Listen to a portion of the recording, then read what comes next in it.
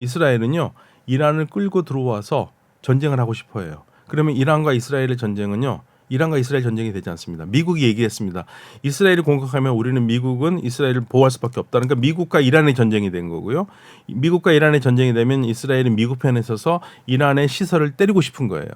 이게 이스라엘이 원하는 건데 이 그림을 그려주는 꼴이 되잖아요. 궁극적으로 네타냐후 정부가 원하는 것은 이란의 영향력을 주변 국가에서 완전히 없애는 겁니다. 그러니까 이란이 더 이상 아랍 지역에서 활동하지 못하도록 막는 거고 더 나아가서는 이란 정권 교체, 이란의 핵시설 파괴 이게 이스라엘이 가지고 있는 가장 중요한 목표죠. 2018년에 폭스뉴스 TV와 인터뷰를 했었을 때 폭스뉴스 진행자가 뭐라고 그러냐면 네타냐후 총리에게 이스라엘 가장 위협하는 게 무엇이냐라고 물어보니까 네타냐후 총리가 그 한 개만 물어보지 말고 세 개를 얘기해달라고 얘기를 해요. 그러니까 다시 그러면 이스라엘 위협하는 세 가지가 뭐냐? 그 네타냐후 총리가 뭐라 그러는지 아세요? 이란. 예, 이란은 네타냐후 총리가 생각하기에 이스라엘의 실존적 위협입니다. 이란의 지금 현재 정부 1979년 이후에 들어선 이란 이슬람 정부가 반이스라엘 정책을 취하고 있는데 이 정권을 무너뜨리기 전에는 이스라엘엔 평화가 없다고 보는 거예요. 더군다나 이스라엘이 그렇지 않아도 꼴보기 싫은 정권인데 핵을 만든다고 그러잖아요. 네. 예, 물론 이란은 지금 핵무기를 만들 수 있는 고농축 그 원물질을 확보하지는 못했어요. 그럼 뭐 미국에서는 1, 2주면 충분히 확보할 수 있다 얘기를 하고 있긴 하지만 핵물질을 뭐 확보한다 하더라도 핵폭탄 만드는 건 또 다른 문제입니다. 1, 2년 걸립니다. 그러니까 아직 뭐 핵 국가도 아니에요. 그런데 이스라엘은 이란이 반드시 핵을 가지라고 생각했기 때문에 그걸 제거하고 싶은 거죠. 그리고 이번에 그 첫 번째 예고요. 두 번째 예로는요. 이번에 유엔 연설에서 한상희 네타냐후 총리는 뭔가를 지도 같은 거 들고 나오고 되게 좋아하거든요. 이번에 지도를 2개 들고 나왔어요. 하나는 축복의 지도고 하나는 저주의 지도예요. 축복의 지도는 이스라엘이 아랍 국가들과 경제적으로 밀접한 협력을 맺으면서 번영을 구가하는 축복의 지도. 이 저주의 지도는 이란과 이란의 대리 세력들이 중동을 장악하고 있는 지도. 이 두 개를 보여주면서 어떤 지도가 우리가 원하는 거냐면 축복의 지도라고 해요. 이 저주의 지도는 이란의 영향력이 중동에 있는 한 중동뿐만 아니라 전 세계가 위험하다라고 얘기하는 거거든요. 그러니까 이란의 영향력을 완전히 없애는 이 축복의 지도가 네타냐후 총리가 꿈꾸는 새로운 중동입니다. 이 새로운 중동에는 이란이 들어갈 자리가 없어요. 지금 이스라엘이 그래서 보복을 한다라는 얘기가 이란의 석유 시설을 공격하겠다, 핵 시설을 공격하겠다는 얘기가 나왔어요. 네. 근데 미국 바이든 대통령은 핵은 아니다. 그런데 석유 시설에 대해서는 처음에는 반대를 했는데 논의 중이다고 얘기가 나왔습니다. 그러니까 왜냐하면 1대1 비례, 그러니까 자꾸만 바이든 정부가 1대1 비례로만 보복을 하라고 그러니까 1대1 보복을 한다면은 일단 군사 시설을 공격하겠죠. 그다음에 이란이 이스라엘의 가스전을 공격했으니까 이스라엘은 이란의 가장 아픈 구석인 석유를 공격하겠다는 얘기거든요. 1대1이에요. 그러니까 왜 이게 지금 보도가 안 돼서 그래요.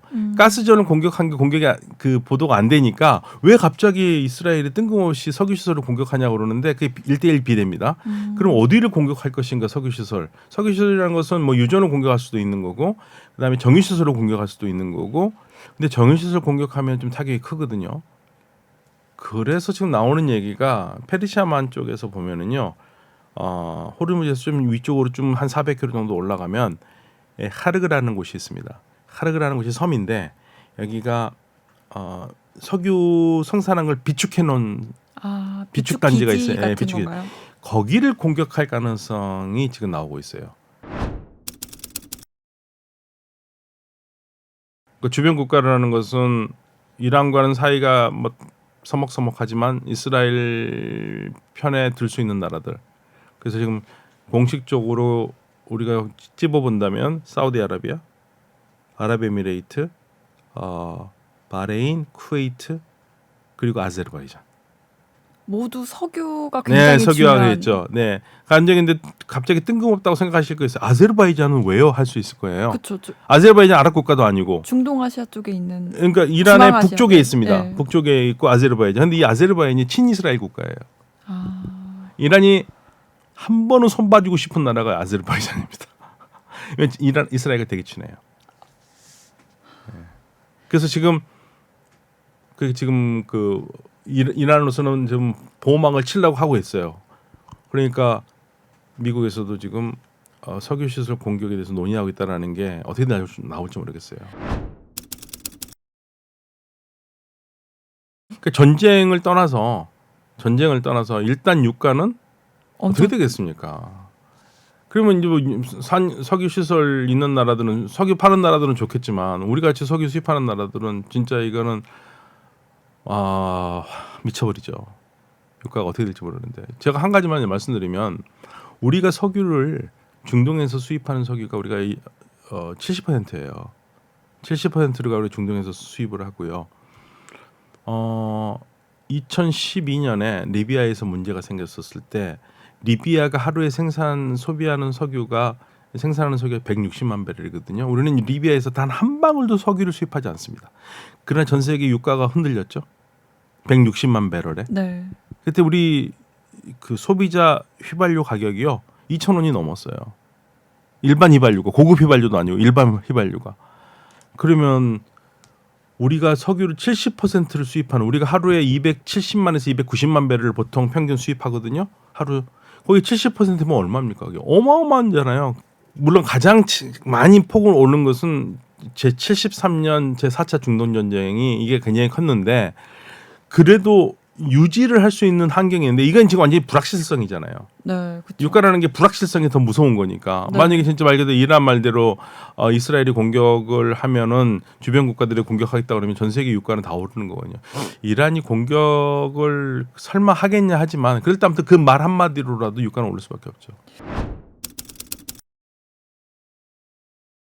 그 어쨌든 지금 이 헤즈볼라와 이스라엘 간의 이런 대규모 공격과 공습들이 계속 이어지고 있는데 이게 좀 어느 시점이 가장 중요하게 핀포인트로 작용할 거라고 보시나요? 지금 이스라엘이 명절이에요. 그러니까 이스라엘력은 유대력은 올해 지금 10월 2일이 설날이고요. 2일부터 4일까지 우리 설날처럼 쉽니다.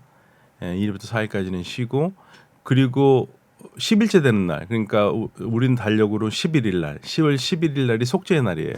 이날은 속죄의 날 하루 종일 단식을 하는 날이거든요.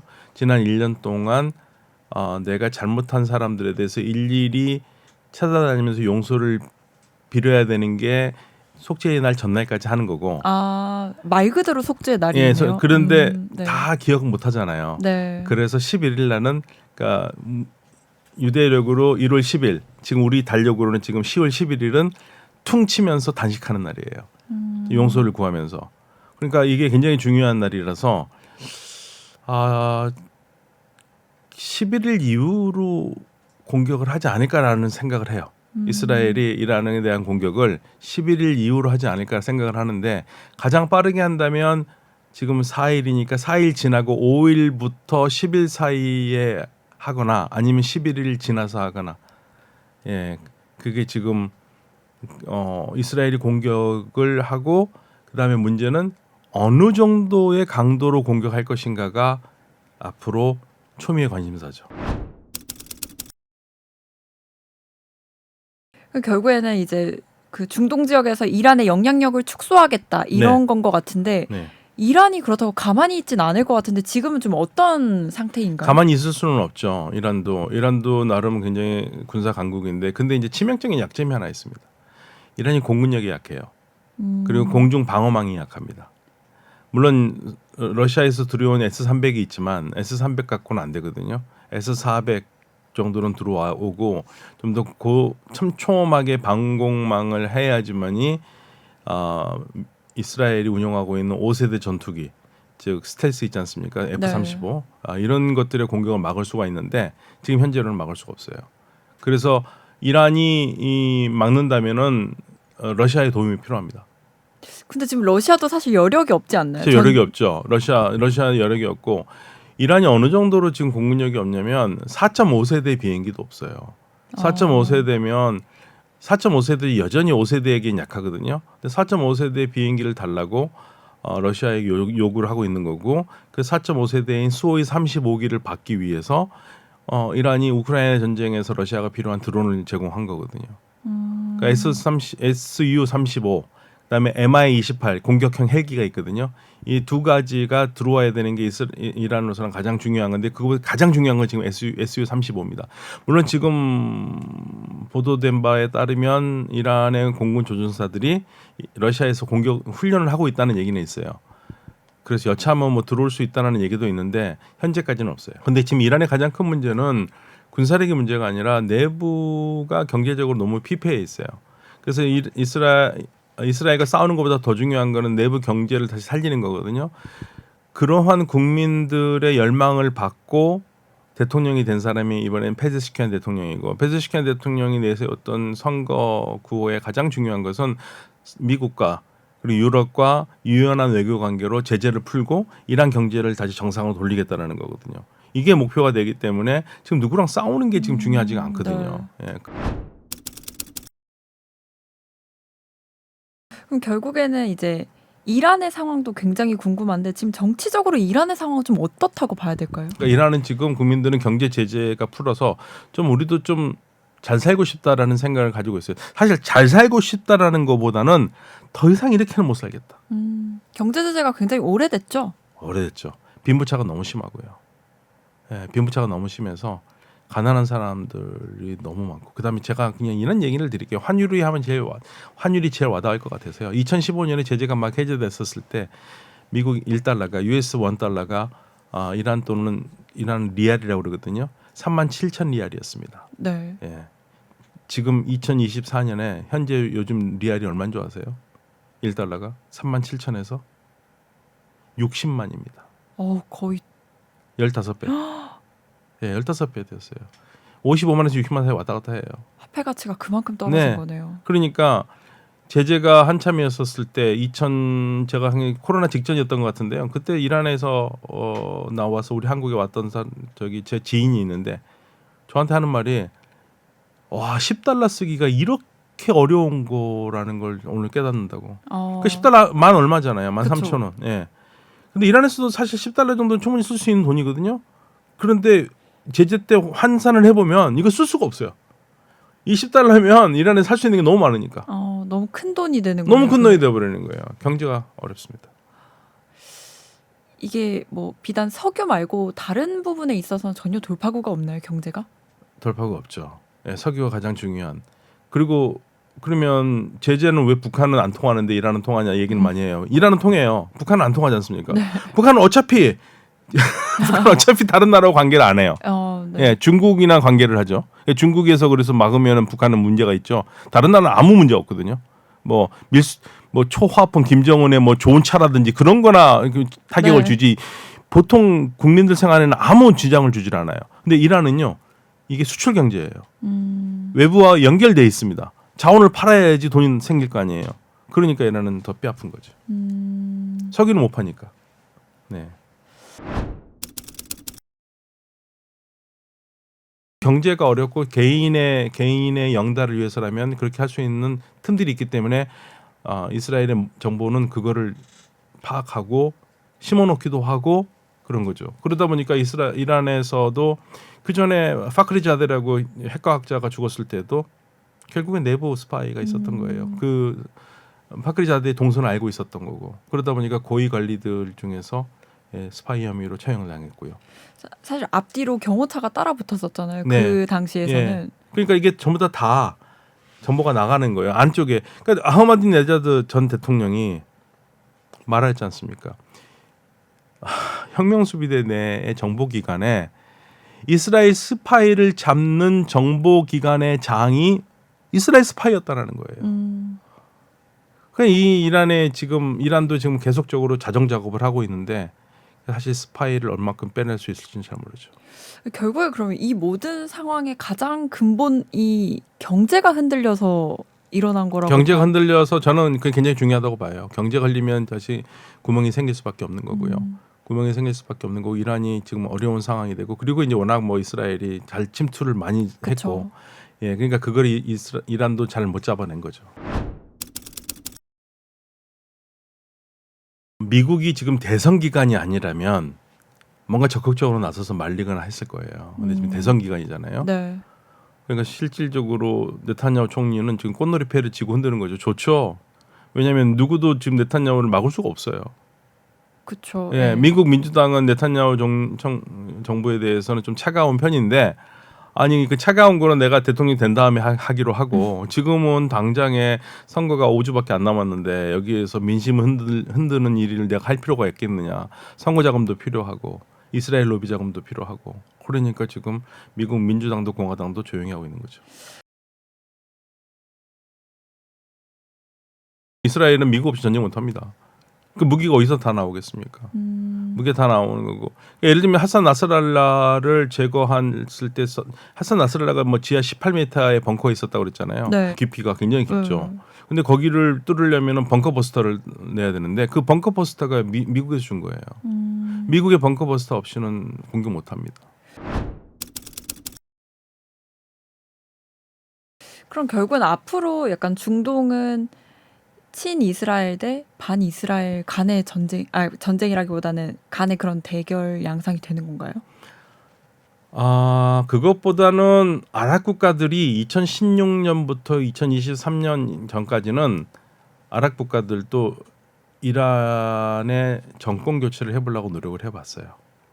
예, 많이 노력을 해봤습니다. 근데 안 된다는 걸 알아가지고 2023년 3월 달부터 중국의 중재로 아랍 국가들과 이란이 외교를 다시 정상화시켰거든요. 그거는 싸워서 이길 수 없다는 걸 알아요. 그 싸워서 서로 좋지 않다는 걸 알기 때문에 이웃 국가는 바꿀 수가 없잖아요. 네. 그러니까 이웃 국가가 어떻게 했으니 차가운 평화라도 한다. 그래서 오바마가 2016년에 이걸 원했거든요. 아니 아랍 국가들에게 아니 이란이 이웃인데 바꿀 수 없지 않느냐. 그러니까 싸우지 말고 콜드 피스라도 하라. 차가운 평화. 그 차가운 평화의 무드로 가고 있는 거예요. 아랍 국가들은요. 정확하게 어떤 생각하고 있냐면 이란의 정권 교체를 원하지 않아요. 이란이 어떤 체제로 가든지 그건 괜찮아요. 그거는 우리의 일이 아니다. 예, 우리가 상관할 바 아니고 다만 이란이 정상적인 국가로서 우리하고 같이 번영하는 국가가 됐으면 좋겠다. 거기에는 뭐가 있냐면 그러니까 제발 우리 아랍 지역에다가 좀 시끄럽게 대리 조직 운영하지 말고 그냥 이란 우리끼리 잘 지내자. 이거 목적이거든요.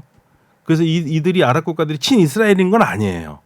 그런데 이란을 굉장히 좋아하는 건 아니지만 같이 가자는 거기 때문에 지금은 이 전쟁이 뭐 이란과 이스라엘 전쟁이 친이스라엘과 친이란의 반이란의 전쟁은 그런 구도는 맞지는 않고요. 아랍 국가들이 중간에 낑겨서 고민이 깊어지는 거죠. 그래서 아랍 국가들이 지금 아무것도 안 하고 있는 건 아닙니다. 계속적으로 이스라엘에도 얘기를 하고 있고 그래서 실질적으로 이란이 아랍 국가 지역에 유저를 때리겠다라는 얘기는 무슨 말이냐면 아랍 국가가 중재를 해주길 바라는 거죠.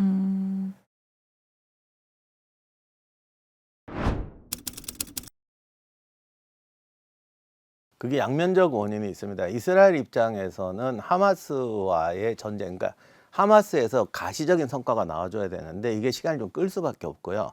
그 다음에 헤즈볼라가 지원해 주니까 하마스 지도부도 끝까지 이제 뭔가 협상을 하게 된다는 거죠. 그러니까 이스라엘 입장에서는 헤즈볼라가 계속 하마스를 도와주고 있으니까 헤즈볼라를 눌러야 하마스도 우리 협상 테이블에 나올 것이다. 원래 하마스 테러 하는데도 이스라엘 책임이 없지도 않죠.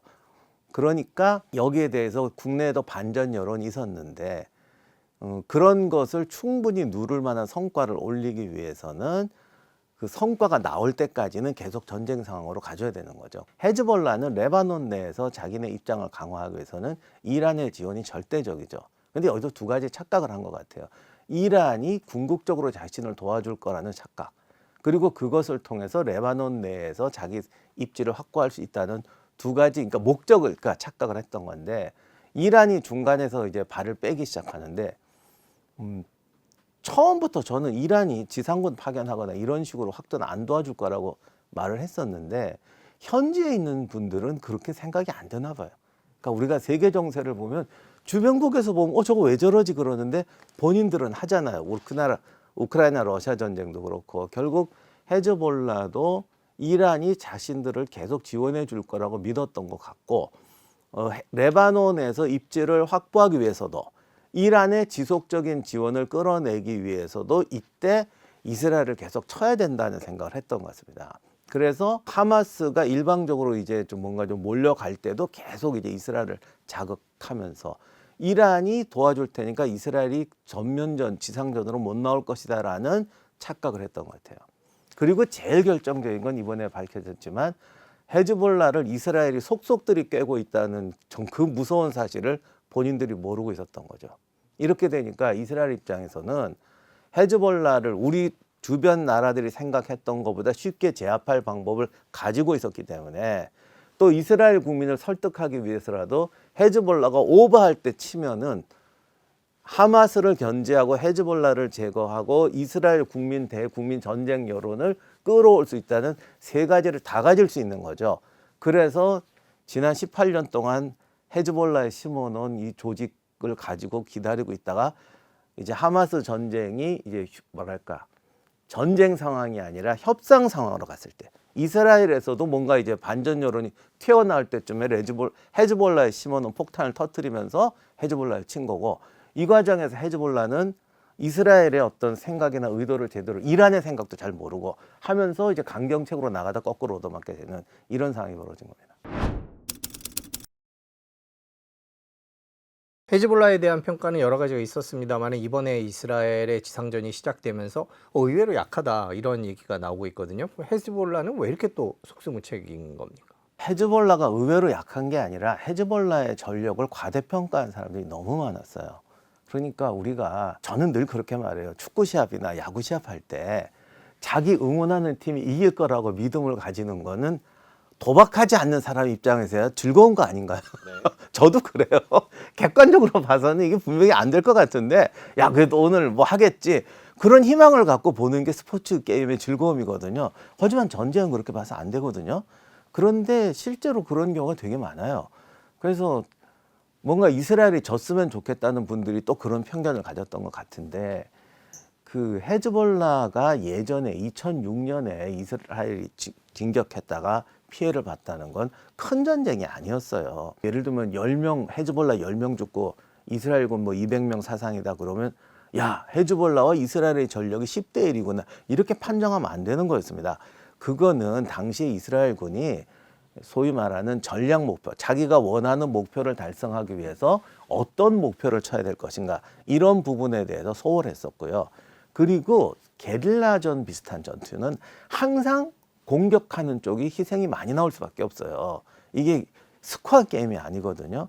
근데 이거를 잘못 생각해가지고 헤즈볼라가 이제 이스라엘을 이겼다. 뭐 그렇기도 하죠. 워낙 그동안 이스라엘을 못 이겨봤으니까 어떤 이런 식의 전술적 전략적 승리를 거둔 것도 오랜만이었으니까 이게 막 이제 전설처럼 회자가 됐는데 이것이 헤즈볼라의 전력으로 확대 해석해서는 안 된다는 거예요.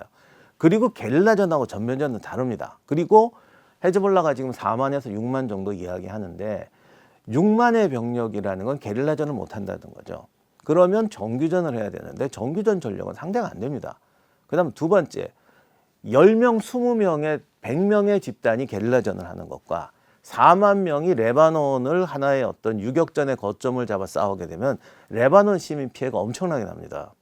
그러니까 우리가 산속에서 무슨 게릴라 투쟁을 하는 것과요. 도시에서 게릴라 투쟁을 하는 건 다른 문제예요. 그렇게 됐을 때 레바논 내에서 레바논 시민들이 헤즈볼라를 지지하겠냐는 거죠.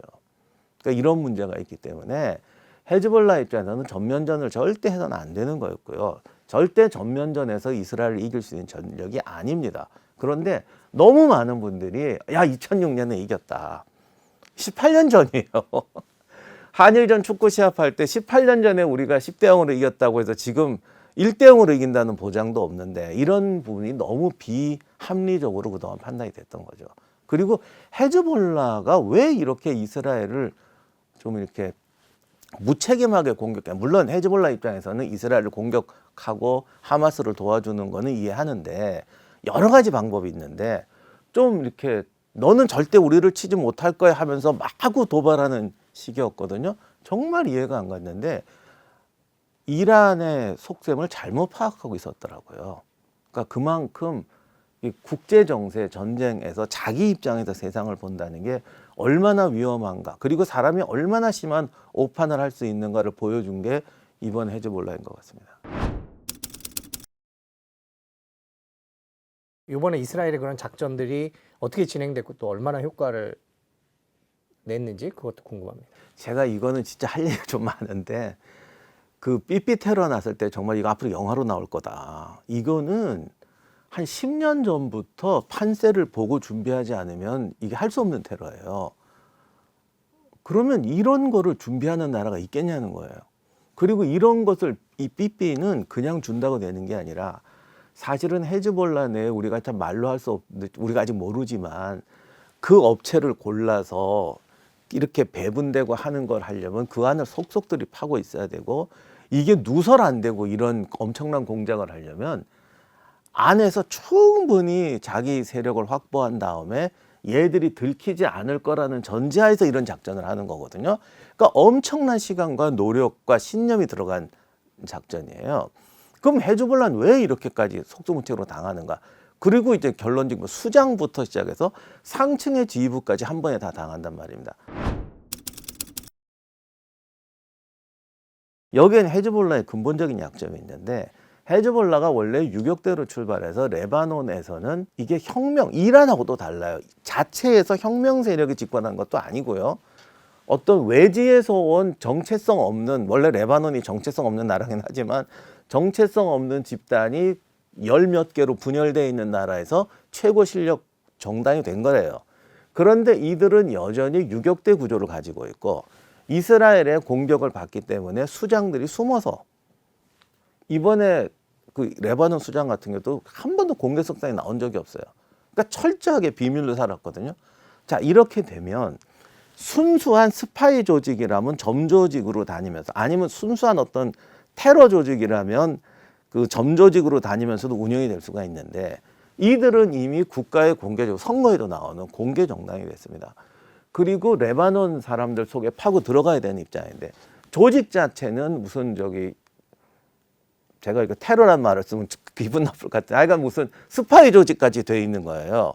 이렇게 돼 있으면은 외형하고 내부가 안 맞으니까 반대로 이스라엘이 들어가기도 쉬운 겁니다. 그러니까 스파이 조직으로 있으면서 스파이 조직으로 있다면은 침투하기 힘들겠죠.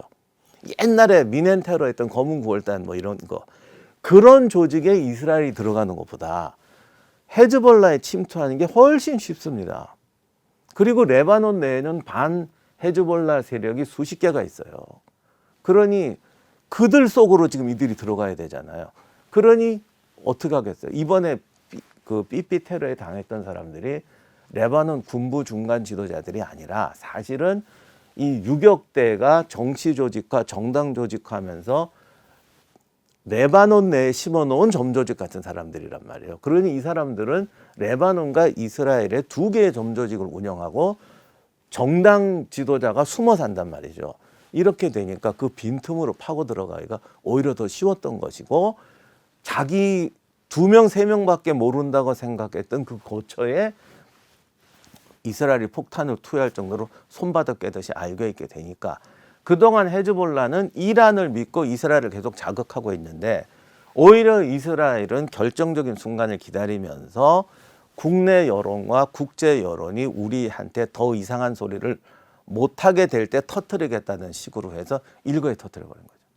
그러니까 이거는 뭐 우리가 이스라엘을 지지하느냐, 뭐 아랍 세력을 지지하느냐, 어느 쪽이 정이냐는 논쟁을 떠나서 순수하게 전쟁과 어떤 국제 관계라는 면에서 너무 많은 교훈을 주는 사례고, 헤즈볼라는 그런 식으로 레바논을 통치한다는 발상이 잘못된 거였던 거예요. 그 이스라엘의 첩자도 여러 종류가 있는데, 우리가 영화에서 보듯이 박는 첩자가 있고, 레바논 같은 데가 스파이 조직 만들기 너무 좋은 데입니다. 왜냐하면 레바논에 헤즈볼라가 오기 전에도 7개, 14개 팀이 있었고, 그 레바논 내전도 오래 했잖아요.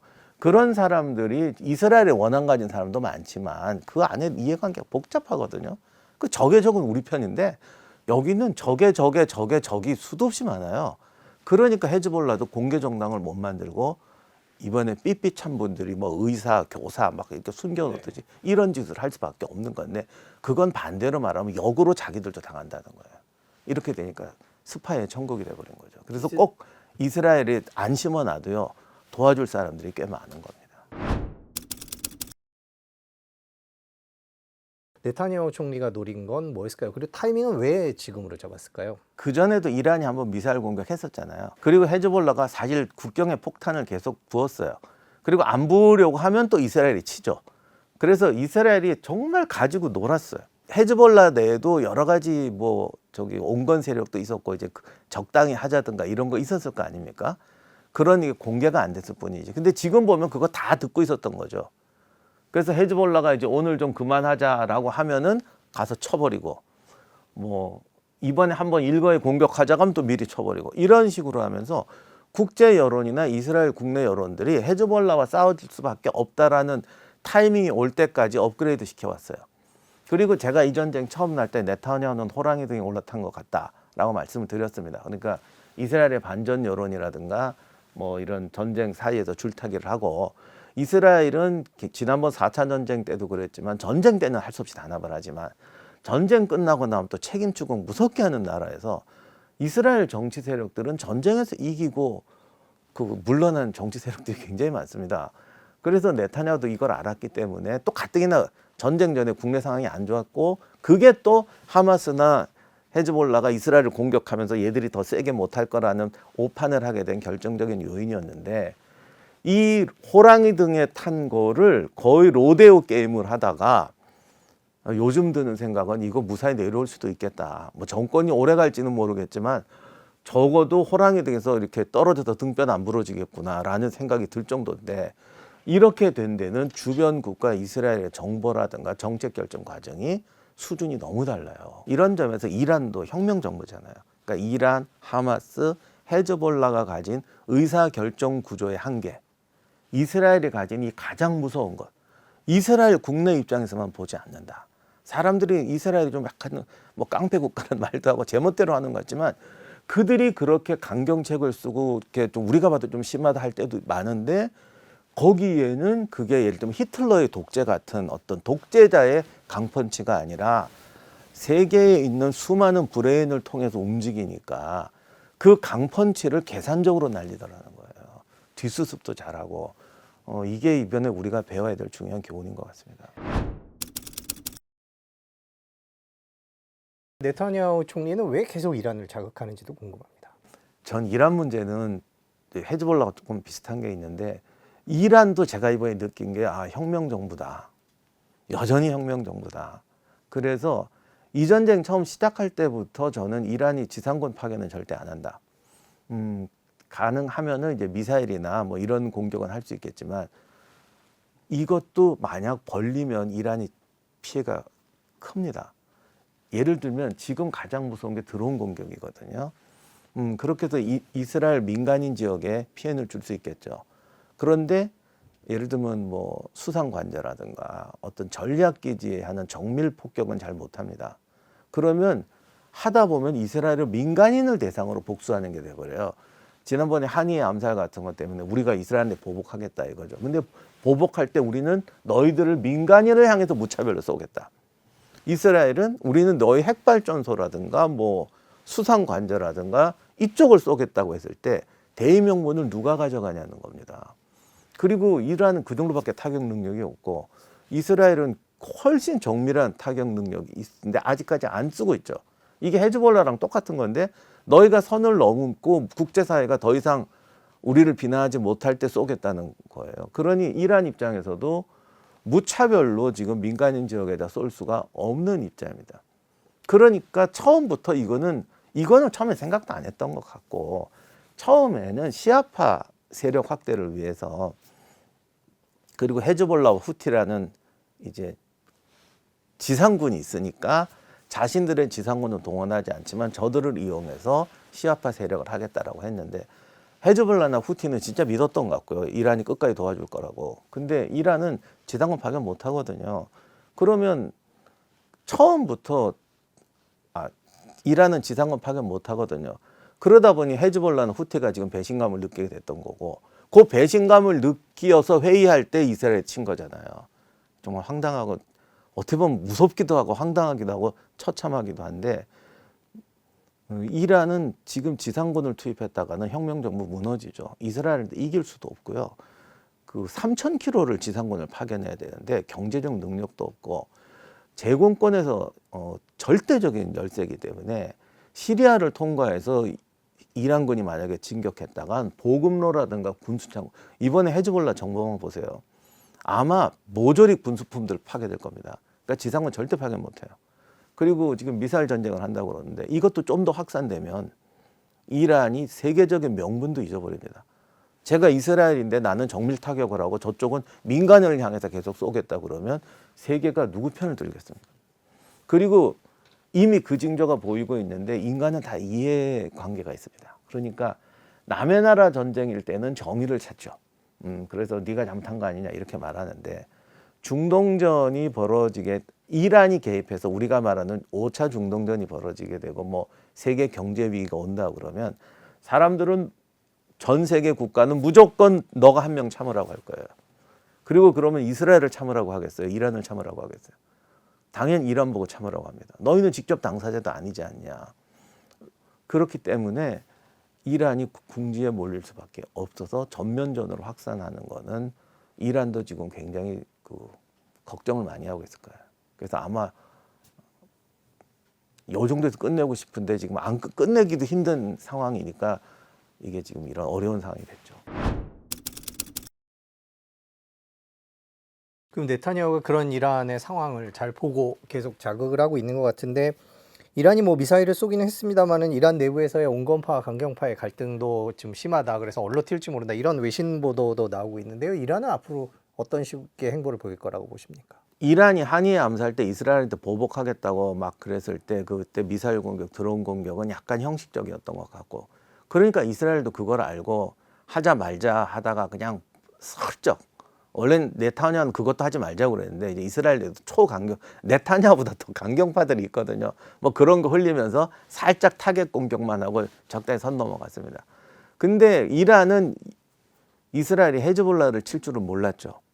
그래서 헤즈볼라를 치고 이렇게 갑자기 뭐 헤즈볼라 지휘부가 그냥 괴멸되어 버리는 이런 상황이 돼 버리니까 당황해 버린 거죠. 그리고 이란은 지난번 한이 암살 때 하마스나 헤즈볼라를 도와주기보다는 이 중동 전쟁의 위기를 빌미로 이 미국하고 협상해서 미국 협상 카드를 풀어내는 데 주력을 했습니다.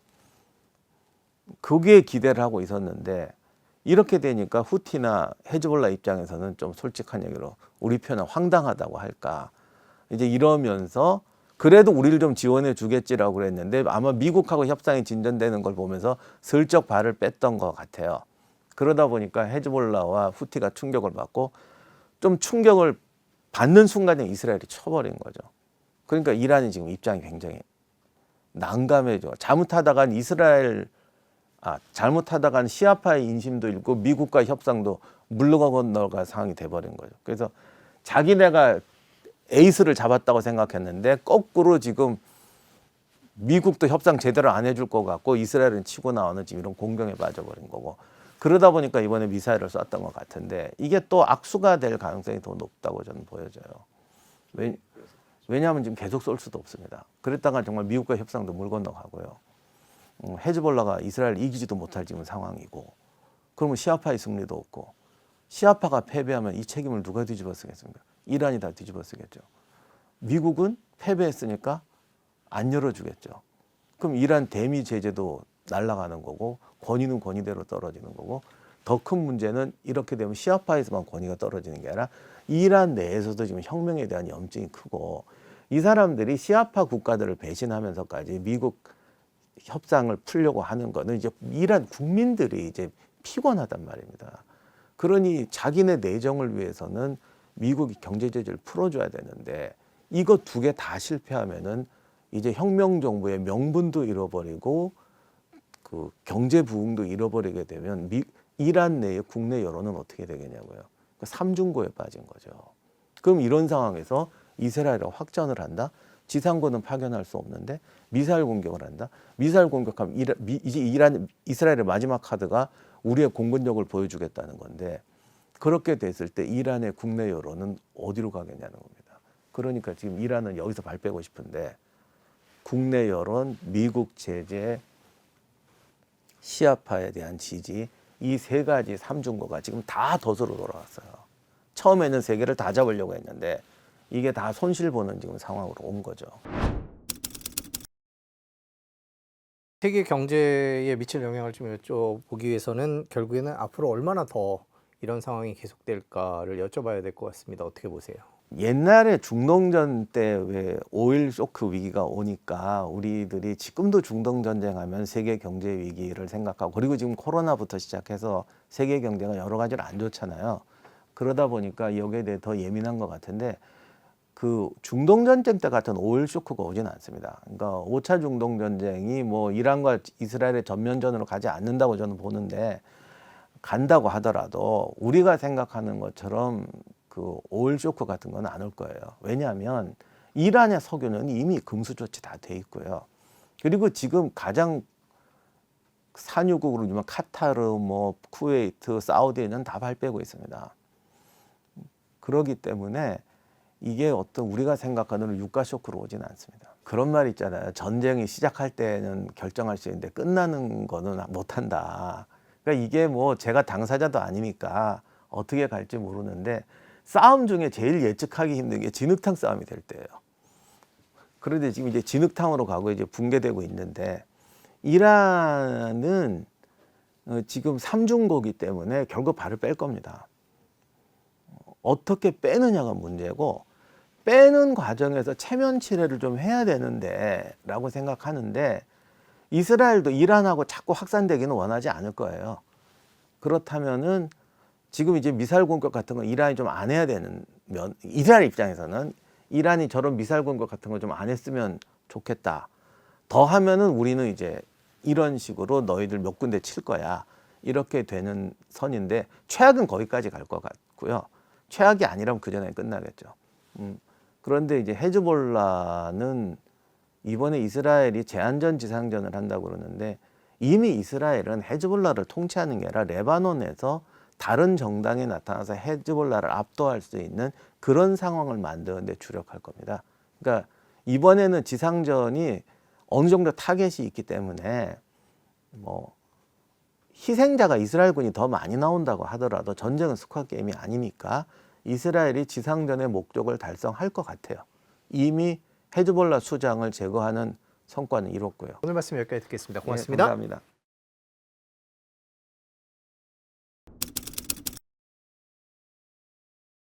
저강도 전쟁이 계속 되고 있었는데 최근에 이제 007 영화 삐삐.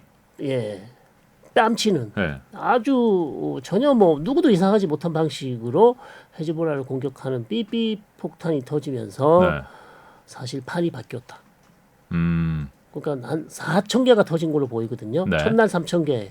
그다음에 두 번째 날에 또 한 1,000개. 네. 삐삐만 터진 게 아니고 워키토키도 터졌어요. 네. 그러니까 모든 내부 통신망 사용하는 헤즈볼라가 사용하는 내부 통신망이 거의 다 터졌다 보시면 되겠고, 자 그런 상황에서 헤즈볼라의 가장 유능한 대원들이 사실상 이 삐삐 폭탄으로 다리를 잃거나 네. 아니면 사망하거나 그쵸. 아니면 지금 병원에 있는 상황이거든요. 전투불능 상태죠. 네, 그런 상황이 지속됐고 거기에다가 이스라엘이 계속해서 지금 베이루트 남부나 네.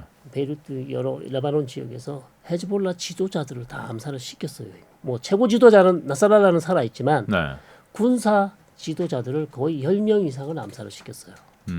그 말씀은 뭐냐 하면요. 이스라엘이 이렇게 지금 공격을 해도 체계적으로 대응할 능력이 사실상 없어졌다. 아 헤즈볼라가요. 왜냐하면 지도부가 사라졌기 때문에 물론 그 밑에 대원들은 뭐 살아 있을 수 있지만 어떻게 대응을 하고 어떤 전략을 가지고 어떤 군사 전략을 가지고 이스라엘에 대응한다는 계획이 다 있었는데 네. 그것을 진행할 지도부가 다 사라졌어요. 자, 이런 상황에서 사실상 헤즈볼라는 상당히 지금 공세에 밀려 있고요. 네. 이스라엘은 지금 거의 최후 통첩을 한 거나 마찬가지입니다. 헤즈볼라에게. 헤즈볼라를 끝까지 밀어붙이는 작전을 바꿨어요, 전략을. 음. 자, 왜냐하면 네. 일단 삐삐 폭탄으로 이보다 더 좋은 기회가 없다. 아. 네. 이 기회는 100년에 한 번 올까 말까 한 기회다. 절대 이 기회를 놓치지 말고 이번 기회에 끝까지 밀어붙여서 헤즈볼라를 굴복시키거나 네. 아니면 헤즈볼라가 전혀 우리는 굴복하지 않겠다. 우리가 지금 이스라엘의 기습 공격에 상당히 큰 타격을 입었지만 우리는 끝까지 장렬히 전사하겠다. 네. 전면전도 불사하겠다. 그러면 오케이, 전면전 가자. 이게 지금 이스라엘의 작전입니다.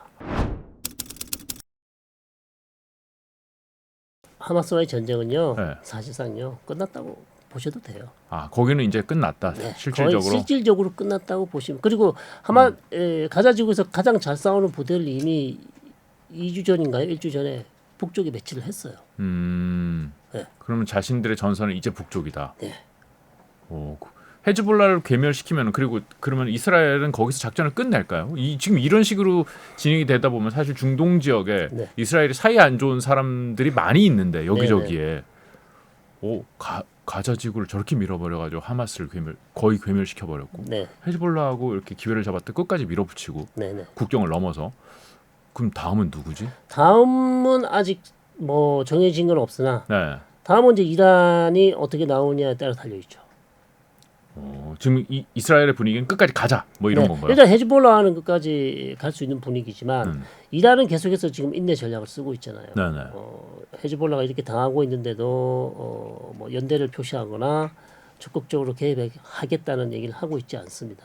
자, 이런 상황에서 이스라엘은 뭐 이보다 더 좋은 상황이 있을 수가 없죠. 그렇군요. 근데 돌아가서 다시 생각해 보면은 갑자기 굉장히 오랫동안 공들인 작전이었을 것 같은데 삐삐를 헤즈볼라 조직원들에게 이렇게 침투시키는 네. 작전이 네. 갑자기 이 시점에 이걸 폭발시킨 이유가 뭘까요? 왜냐하면 일단 2006년에 이스라엘하고 헤즈볼라하고 전쟁을 했었습니다. 네. 그게 이제 일종의 뭐 제2차 레바논 전쟁이라고 부르고 있는데요. 네. 그 이후에 사실상 헤즈볼라가 이스라엘을 그렇게 심각하게 괴롭힌 적이 없어요.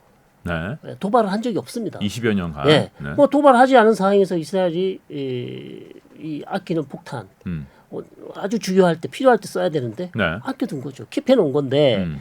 이번에 이제 갑자기 터트리는 이유 중에 하나는 일각에서는 헤즈볼라 대원들이 이게 이스라엘이 숨겨놓은 폭탄 즉 삐삐가 조금 느낌이 쎄하다. 아, 네. 발각되었을 수 있다. 발각됐을 수 있다. 아, 그래서 이거는 네. 지금 터트리지 않으면 못 터트린다라는 못 생각을 터트린다. 이스라엘이 했을 수 있다. 예, 급하게 좀 더 킵해서 정말 더 아주 결정적인 순간에 쓸 수 있었다. 왜냐하면 예를 들어서 전면전 상황에서 쓸 수 있는 것이죠. 그렇죠. 자, 전면전이 나지 않은 상황에서 조금 급하게 사용할 수밖에 없었던 배경은 역시 발각될 우려가 있었고 긴급 회의에서 발각되면 사실 쓸 수 없잖아요. 그렇죠. 예, 빨리 터뜨렸다. 최고의 효과를 내지는 못했지만 그래도 90% 이상 효과를 냈고요. 그렇죠. 자, 이 상황에서는 뭐 이스라엘은 끝까지 밀어붙이는 게 최선이라고 판단했겠죠. 아, 그래요. 근데 이제 항상 이제 중동 이스라엘 관련 뉴스를 들으면서 좀 궁금했던 게 사실 헤즈볼라는 그냥 무장 세력이고 네. 레바논은 국가잖아요. 레바논 남부에 이제 헤즈볼라가 있는 거잖아요. 이번에도 뭐 어떤 피해가 발생했다, 레바논에 어떤 민간인들이 얼마나 죽었다 이런 뉴스들이 이제 레바논 뭐 보건 장관 이런 사람들 입을 통해서 나오는데 네. 레바논하고 전쟁하는 거 아닌가요? 이거? 둘 사이 관계는 뭔지 자 정확하게 말씀을 드리면 헤즈볼라는 사실상 우리가 옛날에는 국가 안의 국가라고 그런 표현을 많이 썼습니다. State within state. 네. 그러니까 국가 안에 작은 국가예요. 음. 그러니까 국가 안에 또 다른 국가가 있는 거죠. 네. 그러니까 레바논 국가가 사실상 터치할 수 없는 고유한 영역이 있는 것이죠. 네. 그렇게 표현을 했었는데 지금 레바논의 상황은 그보다 더한 상황입니다. 옥상옥이다. 헤즈볼라가 레바논 국가 위에 있다. 다시 말씀드리면 레바논에 정규 군이 있습니다. 네. 레바니즈 아미 포스 LAF라고 쓰는데요. 헤즈볼라보다 훨씬 병력도 훈련이 덜 돼 있고 무기 체계도 더 나쁘고 네. 전투력도 떨어지고 별 할 수 있는 게 없어요. 네. 그러니까 헤즈볼라가 훨씬 강력한 군대입니다. 아니 뭐 헤즈볼라와 레바논 군관, 레바논 정부와의 관계는 그럴 수 있을 것 같아요. 네, 네. 뭐 근데 사실 이스라엘이 폭격을 한 건 정확하게 말하면 네. 헤즈볼라를 뭐 타겟으로 했겠지만 레바논 국경 내에 있는 레바논 국토를 폭격한 거잖아요. 네. 그럼 레바논이 정부 입장에서는 네. 가만히 있을 수 없는 가만히 입장. 있을 수 없죠. 비판을 하지만 레바논이 쓸 수 있는 무기가 별로 없습니다. 전투기라든지, 아 전력이 없다. 예, 탱크라든지 네. 이런 것들을 통해서 이스라엘의 어떤 무자비한 공격을 막아낼 수 있는 능력이 없어요. 예, 그래서 그냥 말로 비난만 할 수 있을 예, 뿐이다. 규탄만 할 뿐이지 사실상 무력을 사용해서 이걸 막을 수 있는 수단이 없습니다. 자, 그래서 이제 헤즈볼라가 항상 얘기가 우리가 레바논을 지켜주는 수호자다. 이스라엘의 공격으로부터. 네. 그게 레바논 헤즈볼라의 정당성이었거든요. 네. 근데 그게 지금 무너진 상황이잖아요.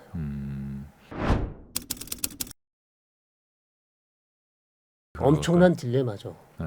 정말 뭐 결정을 어떻게 해야 될지 저도 모르겠습니다. 남은 옵션은 두 가지인데 네. 하나는 끝까지 싸우다 장렬히 전사하는 거죠. 그렇죠. 네. 하마스처럼. 예. 그러니까 여기서 물러서거나 여기서 우리 항복하겠다 할 수는 없잖아요. 자, 항복할 수 있는 선택지도 하나 있습니다. 그러니까 두 번째 선택지가 결국 타협을 하거나 항복을 선언하는 것인데 그렇게 되면 이제 정치적 생명이 어떻게 되겠습니까? 레바논 내에서 헤즈볼라의 입지는 거의 회복 불가능하게 될 수도 있다. 사실상의 패전이라고 봐야죠. 지금으로서는 피해가 굉장히 크니까. 그렇죠. 네. 자, 그런 상황이기 때문에 하산 나스랄라 즉 헤즈볼라의 사무총장도 지금 너무 힘든 딜레마에 빠져 있어요. 헤즈볼라가 아직 그 가지고 이스라엘을 괴롭힐 수 있는 장거리 로켓이나 미사일이 많이 있습니다. 네. 자, 그것을 텔아비브 한 가운데를 쏜다. 그럼 민간 피해가 많이 나겠죠. 네. 자, 그러면 이스라엘 대응은 어떻게 될까요? 지상전이 되나요? 지상전이 될 수도 있고 네.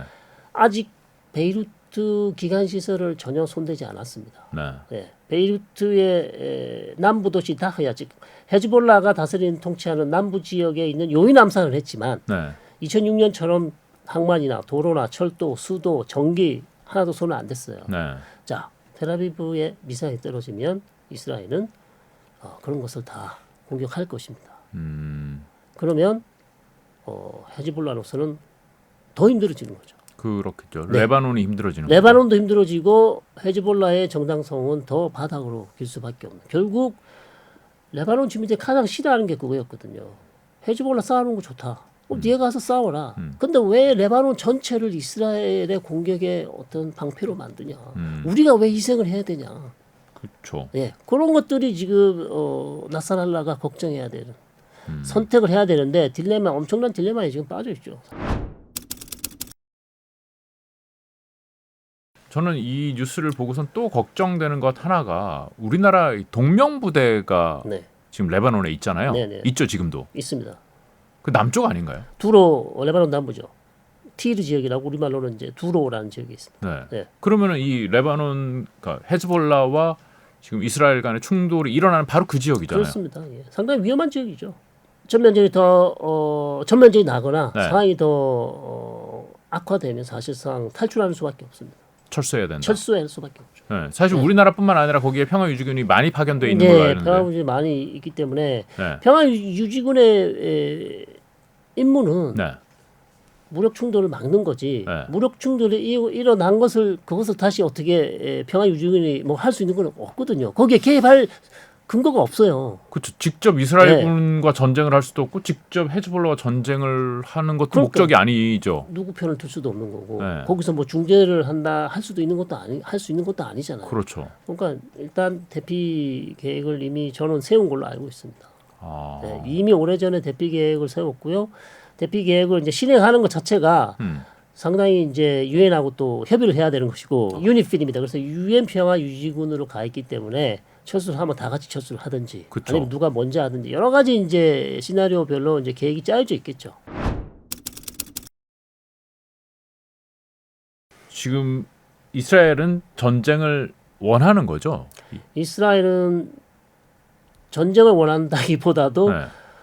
더 이상의 헤즈볼라와 힘을 빼는 소모전이 본인한테 불리하다고 판단을 했고 네. 판세를 뒤집어서 죽이 되든 파업이 되든 여기서 단판을 짓겠다는 네. 겁니다. 그러니까 우리를 위에서 네. 괴롭히는 헤즈볼라, 남쪽에서 괴롭히는 하마스 네. 이번에 싹 깨끗이 정리하고 우리 편하게 지금 고생하더라도 나중에 편하게 살 수 있는 그 토대를 만들자. 정확한 표현이십니다. 예, 왜냐하면 지금 하지 않으면 5년 뒤에 한다고 치면 네. 헤즈볼라의 무기는 더 좋아질 것이고 이스라엘이 받을 피해는 더 커지잖아요. 그러니까 지금쯤에서 정리를 해야 된다는 거죠. 즉 인질 협상을 하게 되면 가자지구 전쟁이 끝나고요. 네. 가자지구 전쟁이 끝나는 순간 나타냐후 총리와 연정 파트너들이 특히 구급파들이 연정을 탈퇴하겠다고 선언한 게 있어요. 네. 그러면 연정이 무너지면 결국 어떻게 됩니까? 총선으로 가야 됩니다. 그렇죠. 자, 그런 것들 정치적인 본인의 정치적 이득이 있기 때문에 어찌 보면 지금 인질 협상을 질질 끌어왔고, 네. 자 그러다 보니까 헤즈볼라하고 이제 전쟁을 막을 수가 없는 거죠. 헤즈볼라는 가자지구 전쟁이 끝나면 이스라엘을 공격하지 않겠다고 한 적이 있거든요. 아 그래요? 네, 한 적이 있습니다. 근데 이걸 다 무시하고 결국 헤즈볼라가 지금 이제 뭐 전면전 상황이 된 상황이고, 현재로서는 그래서 이 전쟁이 이스라엘로서는 멈추지 않을 겁니다. 지금 말씀을 듣다 보면은 그러면은 가자 지구의 전쟁이 끝나더라도 헤즈볼라와의 전쟁을 계속하게 된다면은 네. 그러면은 이스라엘의 정권의 안정은 네. 유지된다는 건가요? 그렇죠. 가자지구 전쟁은 반대하는 사람이 많지만 네. 헤즈볼라의 전쟁을 오히려 찬성하는 사람들이 많을 수 있어요. 왜냐하면 11개월 동안 레바논과 이스라엘 국경 5km 내에 있는 모든 이스라엘 주민이 다 대피를 해 있습니다. 네, 네. 그러니까 본인 집에 돌아갈 수가 없어요. 네. 집이 또 많이 망가졌어요. 헤즈볼라의 공격에 7만 명, 8만 명 정도 인구가. 자, 이런 상황에서 이스라엘 여론은 주권 가진 국가가 헤즈볼라가 우리 북부 지역을 이렇게 유린하고 있는데 어떻게 아무 조치를 하지 않냐? 이건 말이 안 된다. 아 가자지구 전쟁하고는 좀 다른 다른 양상이에요. 네. 아 그러니까 내부에. 실제로 가자지구 전쟁은 이스라엘하고 하마스의 전쟁인데 네. 헤즈볼라는 사실 별 문제가 없는데 본인이 하마스를 돕겠다고 선제 공격을 한 거 아닙니까? 네. 거기에 대해서 이스라엘은 대응을 한 것이고, 자 그러다가 이스라엘 주민들이 더 이상 북부 살 수 없게 돼서 중부 지방으로 다 이주를 했고요. 근데 이스라엘 북부 마을이 거의 다 망가졌어요. 로켓 공격에 네. 집이 불타거나 아니면 로켓 공격에 잔디에 불이 붙어서 피해가 있겠죠. 예, 네. 피해가 많은 상황인데 이거를 10개월, 11개월 동안 이스라엘 정부가 방치를 했단 말이죠. 그러니까 이스라엘 국내 여론은 사실상 헤즈볼라와의 전쟁은 어느 정도 정당성이 있다. 이렇게 보고 있죠. 그럼 네타냐후에게는 이건 아주 좋은 기회네요. 그렇습니다. 오히려 본인이 까먹은 지지들을 다시 올릴 수 있는. 그래서 헤즈볼라를 완전히 제압한다면 아마 지지도가 더 나올 수 있죠. 네.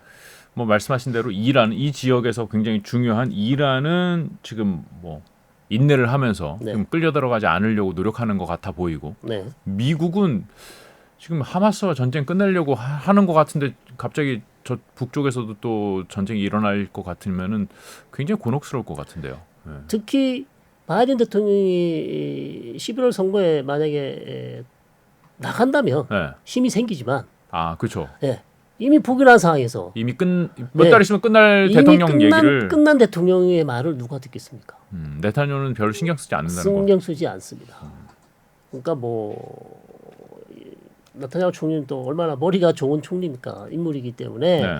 더 이상 미국이 아무리 바이든 대통령이 지금 뭐 휴전, 전쟁 중단, 헤즈볼라와의 확전 안 돼 얘기를 하고 있지만 전혀 지금 통하지 않고요. 모든 것이 이스라엘이 계획한 대로 차근차근 스텝 바이 스텝 진행되고 있습니다. 아 그래요. 네. 일단 해리스 대통령이 되면 이스라엘 관계는 조금 어려워지겠죠. 무슨 뜻인가요? 민주당은 사실상 나타냐후 총리를 좋아하지 않아요. 네. 특히 이제 바이든보다도 훨씬 해리스는 나타냐후 총리와 관계가 좋지 않기 때문에 네. 양국 관계는 조금 어려워질 것이고 전쟁 중단하라는 그런 해리스 대통령이 압박을 많이 받을 것입니다. 네. 그렇다면 거기에 나타냐후 총리가 어떻게 대응하느냐에 따라서 네. 중동 지역의 정세가 이제 결정이 되겠죠.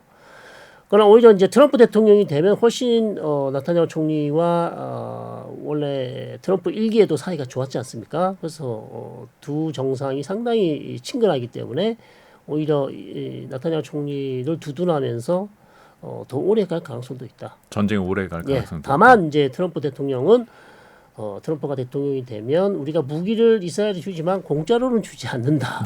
예, 거래주의를 이제 요구할 수도 있겠죠. 네. 지금 미국 쪽에서는 반 이스라엘 뭐 정서가 조금 올라가는 것 같다라는 뉴스도 나오고 있는 것 네. 같은데요. 그것이 별 관계가 없을까요?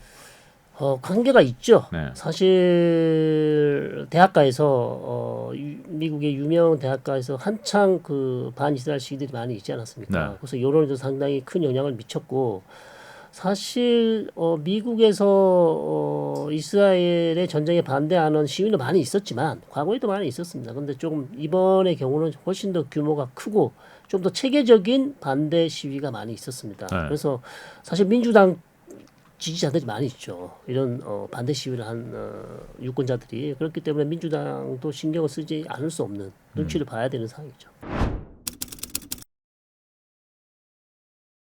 지금 이제 중요한 이제 키 플레이어가 이란인데 이란도 분명히 대선을 기다리고 미국 대선을 기다리고 있을 거란 말이죠. 예. 그 해리스가 되든 트럼프가 되든 이란은 어떻게 행동하게 될까요? 자, 이란은 저는 해리스가 되면 결국 핵 협상을 또 할 겁니다. 음. 예, 이란이 지금 핵 문턱 국가고요. 뭐 2주, 3주 내에 핵탄두를 만들 수 있는 수준까지 와 있고 결국 가장 급한 꺼야 될 급한 불이 바로 핵 협상을 재개해서 이란이 더 이상 핵 개발을 하지 않도록 막아야 되는 그런 막중한 임무가 기다리고 있는 것인데 네.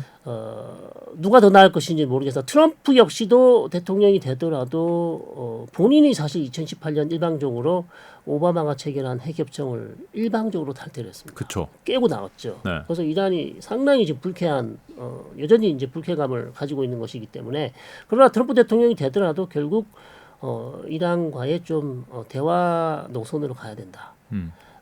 일기와는 좀 다른 좀 유화된 정책을 볼 수 있을까? 이제 그게 이제 가장 궁금하고요. 가장 그렇게 됐으면 좋겠지만 실제로 그렇게 될지는 가봐야 하는 것이고. 그래서 두 대통령 중에는 저는 좀 대화적으로 이란 문제라든지 중동 전체적인 문제를 풀 수 있는 대통령 역시 해리스 민주당 쪽이다. 그렇게 이제 볼 수 있겠습니다. 그러니까 이란은 지금 앞서 말씀하시기로는 이제 이 전쟁에 끌려들지 않기 위해서 사실은 자기가 다 자신들이 그 지원하던 군사 세력인데 네, 하마스도 네, 그렇고 네, 헤즈볼라도 네, 그렇고 네. 지금 이제 전쟁의 상황에서 이 우리까지 같이 전쟁의 당사자가 될 수가 없다는 것 때문에 참고 있는 거잖아요. 네. 그렇죠? 그런데 이 참고 있는데 이 대선이 딱 이렇게 결과가 나왔다 네. 했을 때 만약에 뭐 이란이 원하는 대통령은 해리스라면 아무래도 협상 파트너가 되기도 더 좋을 것 같기도 하고 만약에 그렇지 않다면은 지금까지는 이렇게 참아왔는데 그 태도를 바꿀 수도 있을까요? 그것은 역시 미국에 달려 있죠. 미국이 새로 선출된 대통령이 이란에 어떤 제스처를 취하느냐에 따라서. 예. 유화적이지 않다 하면은 예, 만약에 트럼프가 들어와서 유화적이지 않다 하면은 그러면 진짜 한번 붙어보자 이렇게 나갈 수 있다는 건가요? 물론 뭐 사실상 이란이 군사력이 아무리 뭐 다른 국가들에 비해서 낮지만 네. 미국과의 전면전하는 것은 여전히 이제 사실상 어려운 것이고 자 그런 측면에서 트럼프가 예를 들어서 선출됐을 때 대화의 손짓을 좀 내밀지 않고 계속해서 강경 자세로 나간다. 네. 그러면 이제 중동 지역은 계속해서 힘들어지죠. 계속해서 이라크나 시리아에 있는 친이란 민병대 세력들이 이라크나 시리아에 있는 미군 기지를 공격할 가능성이 있고 계속해서 이제 미국의 신경을 거스리는 그런 작전으로 가서 미군이 계속 결국 이란이 원하는 것은 미군 없는 중동이거든요. 그래서 뭐 이라크에서 나갔으면 좋겠다. 네. 다른 지역에서도 미군이 없었으면 좋겠다는 것이 이란이 원하는 것이기 때문에 결국 전면전이 뭐 바로 나지는 않겠지만 결국 순탄한 그런 관계는 만들어지기 어렵다. 초기에는. 이란과 이스라엘 간의 전쟁이 이란과 미국 간의 전쟁으로 바로 직결될 수 있다고 말씀하시는 거죠? 그럴 수 있죠. 예를 들어서 만약에 이란하고 이스라엘하고 전면전이 났을 때 네. 이란이 탄도미사일이 텔아비브에 뭐 100발을 쐈는데 네. 90발을 요격을 했으나 10발이 그냥 도심에 떨어졌다. 네. 그럼 몇백 명이 사망을 했다. 네. 자 그런 상황에서 이스라엘이 쓸 수 있는 수단이 뭐가 있을까요? 여러 가지 수단을 쓰면서 테헤란을 공격할 텐데 그러면 이제 미국이 거기서 개입하지 않을 수가 없잖아요. 어떤 이스라엘 방식으로든 네. 이스라엘을 도와주기 위해서 네. 그것을 뭐 직접 이란을 타격할지 안 할지는 모르겠으나 음. 여러 가지 방식으로 이스라엘을 도와줄 수밖에 없는 상황이기 때문에 결국 자칫 이란과 미국 간의 무력 충돌이 될 가능성도 있는 것이죠. 물론 그럴 가능성은 매우 낮습니다만 네. 최악의 경우 그럴 수도 있다는 겁니다. 높지는 않지만 있다고 봅니다. 아, 왜냐하면 네. 왜냐하면 국경 근처에 헤즈볼라가 만들어 놓은 지하 시설 거기에 상당히 많은 로켓이나 무기들이 있단 말이죠. 그거는 공습으로 사실상 해결할 수가 없습니다. 그러니까 지상군에 반드시 들어가야만 해결되는 거기 때문에 네. 이렇게 좋은 기회를 가지고 지상군이 들어가지 않고 그런 부분을 좀 해결하지 않고 그냥 전쟁을 끝내는 것 자체가 이스라엘 입장에서 상당히 손해라고 생각할 수 있을 거예요. 그러니까 이번 기회에 반드시 우리 병사들이 인명 피해가 좀 나더라도 국경 지역에 있는 헤즈볼라가 만들어 놓은 뭐 참호 시설, 그다음에 미사일 로켓 발사대, 그다음에 무기 이런 것들 어느 정도 부시고 나와야 된다라고 생각할 수 있습니다. 그렇군요. 헤즈볼라가 그걸 피할 수 있는 가능성은 많지 않아 보이네요. 그렇습니다. 완전 항복을 하지 않는 이상. 네, 근데 또 헤즈볼라는 지금 얘기하고 언제든지 들어와라, 우리는 준비돼 있다. 최근에 유가가 좀 많이 하락 안정되어 있는 네, 상황인데 네. 이게 영향을 미칠까요? 뭐 미국하고 이란하고 뭐 상당히 뭐 전면전 양상으로 간다든지 아니면 뭐 호르무즈 해협이 갑자기 이란을 막는다든지 이런 최악의 경우가 아니고서야 그렇게 유가가 크게 뛰거나 또 뛰더라도 단기간 내려오지요. 계속해서 높이 올라간 유가가 쭉 유지될 가능성은 별로 없지 않나 이렇게 보는 것이죠. 그래요. 알겠습니다. 여기서 제가 오늘 여쭤보지 않은 중요한 우리가 눈여겨봐야 할 주목해야 될 사안이 또 있을까요? 전체적인 큰 그림을 한번 말씀드리면 네. 지금 여러분께서 보고 있는 중동은 사실 이란이 키워온 대리조적 시아파의 세상이에요. 네. 판이 바뀌었다. 네. 자, 옛날에는 79년 그다음에 이후에 네. 미국과 이란은 상당히 친한 국가였죠. 그랬죠. 근데 이슬람 혁명이 나고 나서 이란이 반미 반이스라엘 노선으로 돌아서면서 결국 미국하고 이스라엘과 이란은 완전히 뭐 철천지 원수가 됐는데요.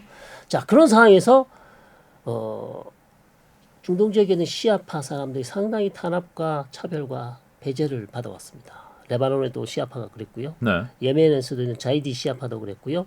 이라크의 시아파도 사담 후세인은 순니파였고 네, 이라크 인구 50%가 시아파임에도 불구하고 사담 후세인이 시아파를 상당히 탄압했거든요. 그러니까 이런 탄압받고 있는 시아파 세력을 규합한 것이 이란입니다. 1979년 이후에. 네. 자, 그러다가 2003년에 와서 사담 후세인을 누가 제거합니까? 미국이 제거하죠. 네. 그러니까 유일하게 이란과 군사력으로 균형을 맞출 수 있는 국가가 사라졌어요. 네. 그 이후로 이란은 사실상 중동 지역에서 유일한 군사 대국이 됩니다. 그렇죠. 그러니까 완전히 이단 세계가 된 거죠. 네. 자, 그런 상황에서 결국 걸프 아랍 국가들이 가장 두려워하는 국가가 누굽니까? 사우디가 가장 두려워하는 국가, 아랍에미리트가 가장 두려워하는 국가는 이스라엘이 아니고 이란이거든요. 네. 자, 그래서 이란이 지금 이 많은 대리 조직을 가지고 중동 지역을 마음대로 할 수 있는 상황이에요. 어느 정도까지. 자, 거기에 대응해서 순리 국가들은 지금 미국하고 협력하거나 이스라엘하고 협력해서 이란의 위협을 상쇄시키기 위한 그런 지금 판세라는 거죠. 자, 그런 판세에서 지금 하마스하고 이스라엘 전쟁이 났고 결국 이스라엘 편에 누가 있습니까? 미국 있죠. 사우디아라비아 있죠. 아랍에미리트 등이 이스라엘이 이란부터 공격받을 때 다들 정보를 이스라엘에게 주지 않았습니까? 요르단도 전투기를 띄워서 이란의 드론을 격추시켰어요. 그러니까 순니파 걸프 아랍 국가들하고 이스라엘은 같은 편이고요. 네. 시아파하고 러시아하고 시아파가 즉 이란하고 러시아하고 이란이 키우는 대리 조직들과의 전쟁입니다. 그러니까 이 구도 자체가 네. 지금 우리가 보고 있는 중동의 지금 판세고요. 앞으로도 계속 이렇게 될 것 같고요. 결국 미국하고 이란하고 어떤 대화나 협상에서 이 부분을 풀지 못한다면 계속해서 이런 국면으로 갈 수밖에 없다. 그럼 결과적으로는 이란이 친미 국가가 돼야 되겠군요. 그렇습니다. 79년 이전으로 돌아가면 돼요. 예. 그러니까 우리가 생각할 때는 이란이 마치 반서구 반미 국가라고 지금은 그렇지만 네. 우리 박현도 선생님이 항상 하는 얘기지만 이란은 사실상 유럽과 가깝고요. 네. 유럽하고 경제를 교역하고 싶고 미국하고도 잘 지내고 싶어해요. 이란 사람들이 제일 좋아하는 게 미국살이랬잖아요. 실제 들어가 보시면. 자, 그런 상황에서 계속해서 이란이 뭐 지금 중국하고 러시아하고 친하지만 그것은 어쩔 수 없이 지금 중국하고 러시아하고 제재를 받고 있기 때문에 네. 그러나 실제 제재가 풀리면 이란은 유럽과 미국과 교역이나 잘 하고 싶어하는 그런 마음이 여전히 있다 이렇게 보는 거죠. 가능성이 새로운 희망이 없지는 않다. 네, 예, 그렇습니다. 하지만 지금은 굉장히 앞이 어둡다. 뭐 이 정도로 정리할 수 있을 것 같습니다. 지금 말씀 계속 드린 대로 이스라엘하고 헤즈볼라하고의 전쟁이 점점 확전되고 뭐 지상전까지도 가능성이 얘기가 나오고 있어서 걱정이 좀 되는 상황인데 더군다나 우리나라에 지금 동명부대까지 현지에 있기 때문에 더욱 걱정이 좀 심각한 상황인데 좀 그래도 인명 피해를 최소한으로 하고선 좀 정리가 됐으면 좋겠네요. 오늘 여기까지 말씀드리겠습니다. 고맙습니다. 네, SBS 경제자유살롱 오늘 여기서 마무리하겠습니다. 저희 채널 좋아요, 구독, 알람 설정 다시 한번 확인 부탁드립니다. 고맙습니다.